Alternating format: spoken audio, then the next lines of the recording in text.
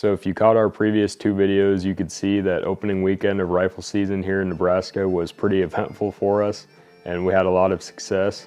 If you haven't seen those, I'll link both of those videos in the description below, but that wasn't the end of it. On the second weekend of season, we had a lot of excitement as well.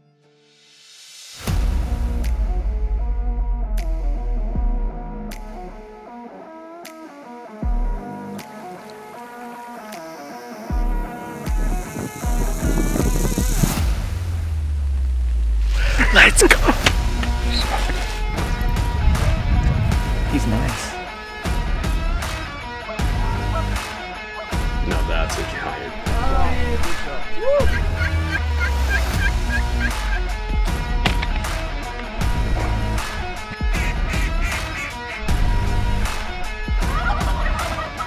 Finally happened.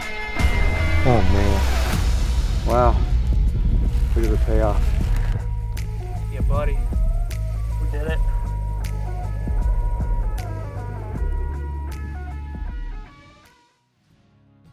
Carsen, Tara, and I were set up on a spot that we actually spotted the perfect 10 from the weekend before, and Shane and Andy were in Neil's blind across the valley from us. And we're all watching different deer. Like Andy said, we could kind of see each other's area. And Carsen had a doe tag that he wanted to try to fill on the last day of season. So we set up there on the ridge in the morning and had a lot of good action, saw quite a few nice young bucks that we let pass and some more does.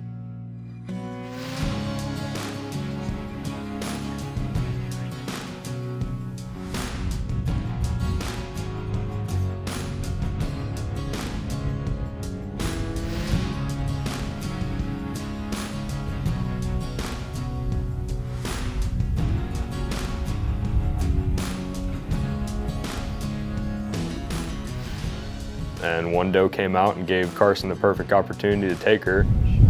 She's 250 right now.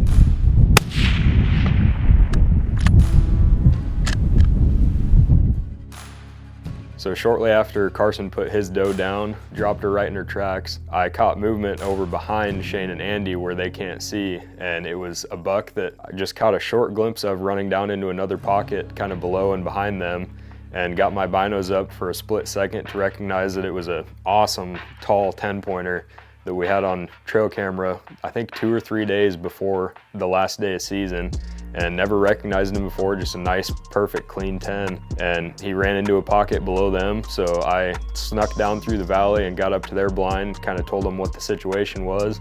And Carsen, Tara, and I snuck around the other side of this pocket while Andy and Shane got set up behind their blind to try to view this buck coming out of the valley where we thought he would go. And deer drives sometimes don't work. This situation was perfect for it. It was the last day of season.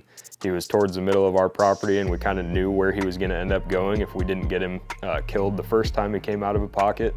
So I snuck down into the pocket we saw him disappear in, and I actually never saw anything come out, but Andy and Shane watched him shoot out of the bottom, and then he kind of snuck into a valley probably only 100 yards from the tree pocket, just too quick for them to get a shot at him.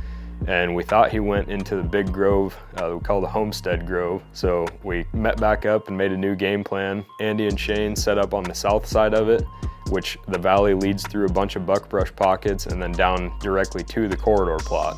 And to the north is just wide open for probably 3/4 of a mile onto the neighbors, so we didn't expect him to go out that way. But just in case, we set Carsen up on the north side, and I snuck into the north end of the grove to try to bump the deer out to the south towards Andy and Shane. And I heard deer take off running, and then a few seconds later I heard one rifle shot, and I assumed it was Andy and Shane. Shane was the one set up with the gun and Andy was filming. So I ran out of the pocket after probably 30 seconds towards them and asked, "Did you get him?" And they said it wasn't them that shot. So figured out that it was Carsen. And just about then my phone started ringing, and Carsen said he came right out of there and shot him at 15 yards. No freaking way. Pick him up. The other half of his antler's stuck in the ground. That is nuts.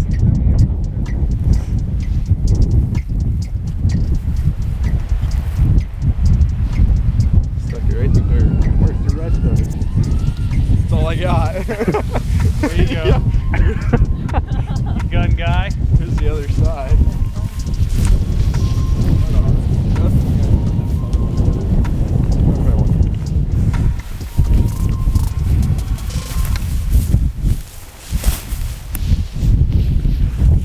That's wild.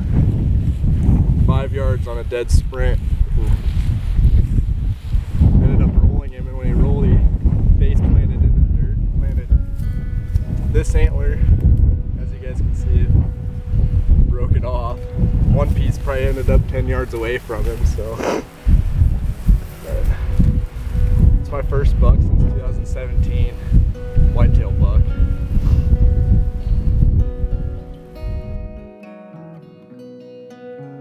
So as you can see, we had an incredible rifle deer season this year, and most importantly, want to say thank you to you guys, the viewers, for all the support we've seen over the last 6 seasons, being on TV with News Channel Nebraska, as well as YouTube and all of our social medias. The traction that we've seen the last few years has been incredible, and just a lot of really good comments from all of you, and a lot of good relationships we've made with partners and new friends throughout doing this. And can't imagine doing anything more fun. We absolutely love what we do and love everybody we work with. So thanks again. Thanks for watching.